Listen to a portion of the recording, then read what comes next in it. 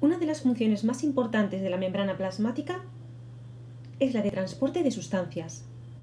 Las membranas celulares son semipermeables, es decir, van a permitir el paso de unas sustancias y van a restringir el paso de otras. Van a poder pasar a través de la membrana sustancias de pequeño tamaño, de bajo peso molecular, pero también sustancias o moléculas de gran tamaño. Las sustancias de bajo peso molecular pueden atravesar la membrana mediante transporte pasivo o mediante transporte activo. A su vez, el transporte pasivo puede ser por difusión simple o por difusión facilitada. El transporte activo puede ser directo o indirecto, como veremos.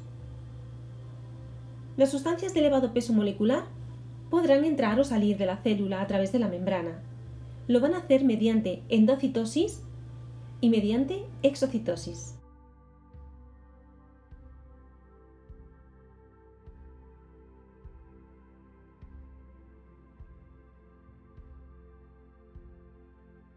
Se dice que existe un gradiente químico de concentración para un soluto cuando existe una diferencia de concentración a ambos lados de una membrana. La sustancia puede moverse del lado que está más concentrada hacia el lado en que su concentración es menor. Esto lo hace de manera espontánea y se dice que esa sustancia se mueve a favor de gradiente. Puede o no necesitar una proteína de transporte, algún tipo de canal de transporte, y lo que es más importante, no gasta energía.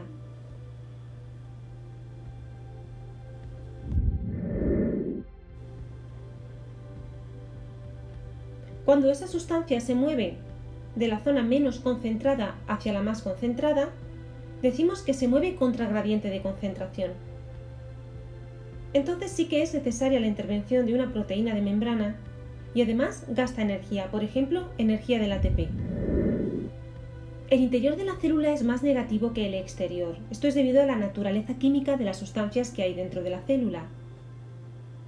Si un catión quiere entrar dentro de la célula, lo va a hacer a favor de gradiente eléctrico. Y si una molécula cargada de forma negativa quiere salir, también lo hará a favor de gradiente eléctrico.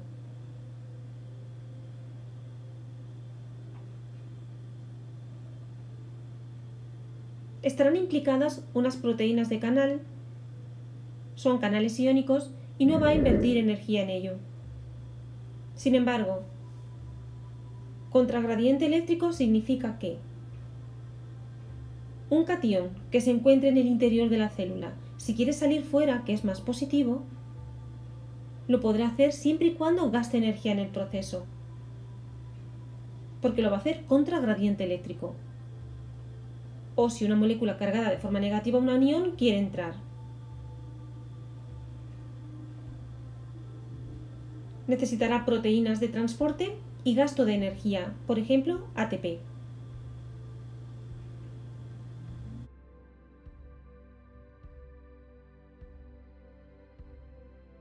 Y ahora vamos a combinar los dos.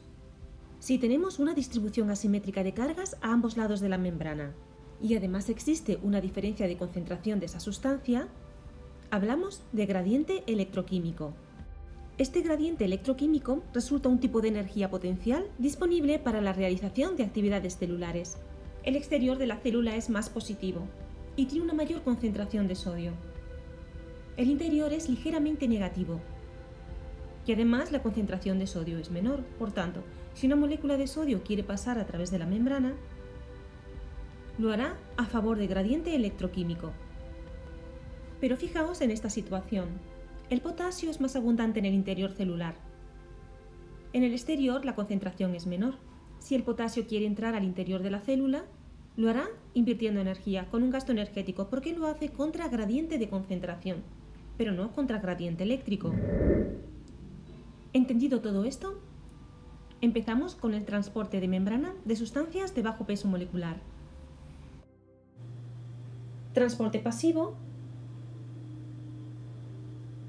Difusión simple.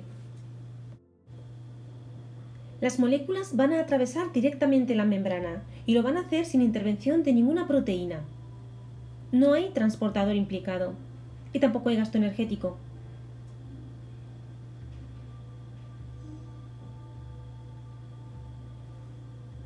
Moléculas de pequeño tamaño, polares sin carga o apolares como el oxígeno, dióxido de carbono, ácidos grasos o alcoholes, van a poder difundir simplemente a favor de gradiente de concentración.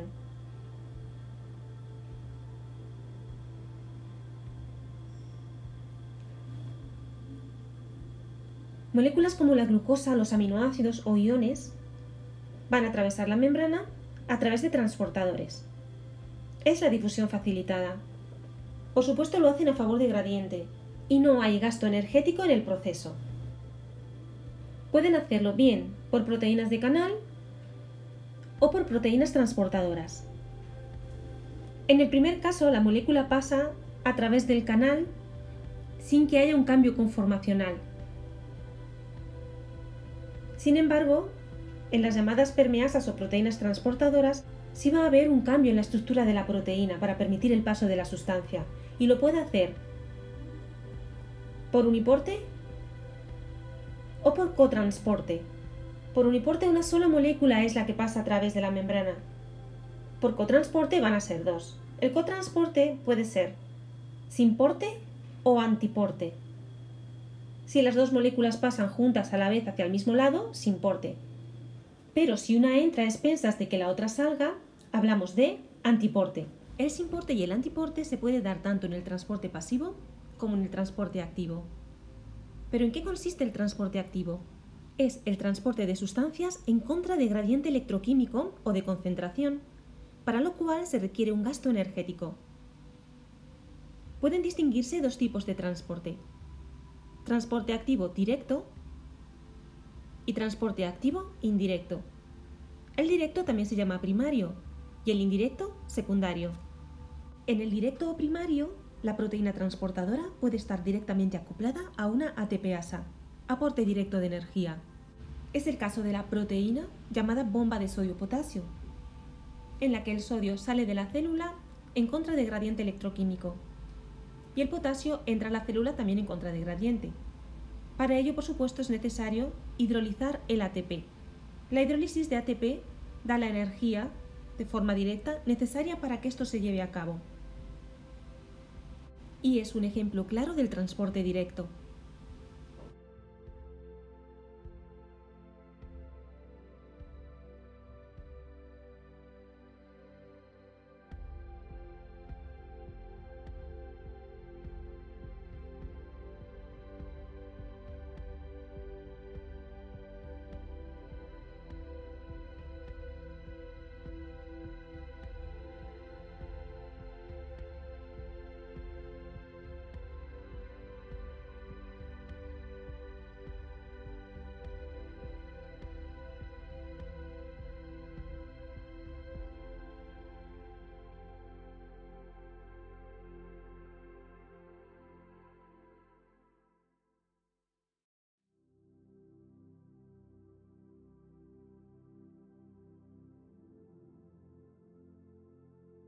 En el transporte activo indirecto se transportan moléculas o sustancias contra gradiente de concentración o gradiente electroquímico, pero utilizando no la energía directa, por ejemplo, de la hidrólisis del ATP, sino energía acumulada en forma de gradiente. En este caso vamos a ver cómo se va a acumular un gradiente de sodio. Esa es la energía suficiente, es energía potencial suficiente para poder movilizar sustancias contra gradiente. Para ello estamos viendo cómo la bomba de sodio-potasio está expulsando sodio hacia el exterior, por tanto se está generando un gradiente de sodio. Y esa es la energía que ahora va a utilizar esta proteína, que es un sinportador, que introduce glucosa al interior de la célula contra gradiente, gracias a que se disipa ese gradiente. Como podéis observar, el sodio entra a la célula a favor de gradiente. Y esto es lo que ocurre, por ejemplo, en las células del intestino, en los enterocitos. Los enterocitos son células epiteliales del intestino, encargadas de realizar la absorción de diversos nutrientes, por ejemplo, de la glucosa. La región apical está directamente en contacto con la luz intestinal, con la luz del tubo del intestino. presentan microvellosidades. Y justamente aquí en las microvellosidades en la membrana es donde se sitúan estos transportadores. Por un lado vemos que hay transporte directo, es una ATPasa sodio-potasio, que genera un gradiente de sodio, una energía potencial, que aprovechará la glucosa para poder entrar contra gradiente de concentración. Y es que en el enterocito, a diferencia de otras células, hay una mayor concentración de glucosa dentro que fuera de la célula. Esta glucosa procede de la dieta y tiene que llegar al vaso sanguíneo, al capilar. ¿Cómo lo hace? Ahora va a salir mediante transporte pasivo por un canal. Llegará al capilar y se distribuirá a todas las células. Es un importantísimo nutriente.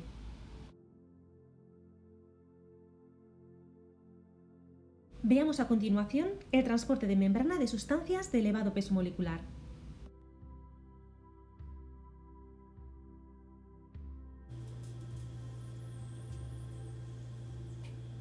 Los procesos de endocitosis y exocitosis permiten el tránsito de macromoléculas o partículas de mayor tamaño a través de la célula.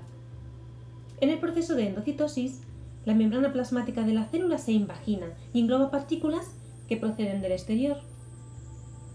De esta manera se forma una vesícula que pasa al interior celular. Existen dos tipos de endocitosis: la endocitosis simple y la endocitosis mediada por receptor. En la endocitosis simple, la partícula es englobada por la membrana plasmática y forma una vesícula de endocitosis. Pero en el caso de la endocitosis mediada por receptor hay un reconocimiento previo.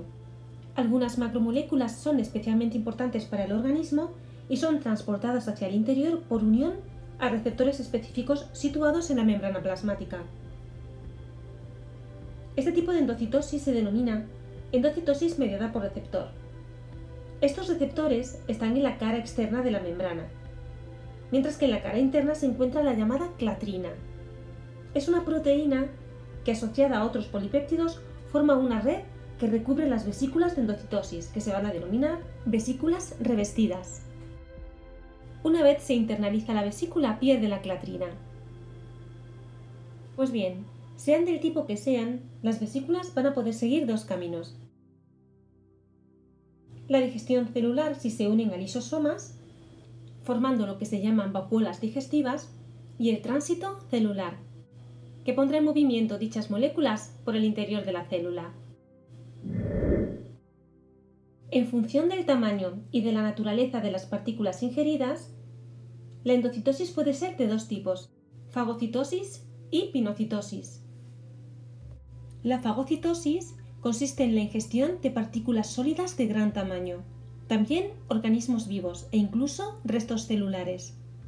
Y la pinocitosis es la ingestión de líquidos o partículas de pequeño tamaño, mediante la formación de vesículas muy pequeñas, solo visibles al microscopio electrónico.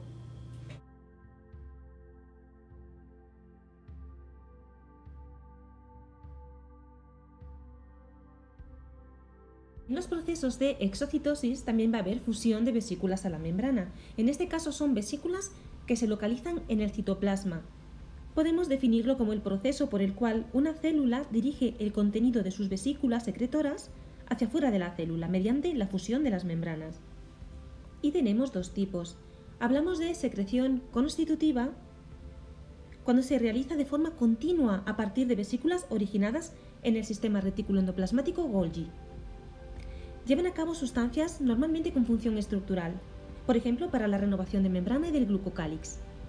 La secreción regulada, por otra parte, se produce en lugares localizados de la célula ante determinados estímulos externos, típica de las células de las glándulas endocrinas, de secreción hormonal.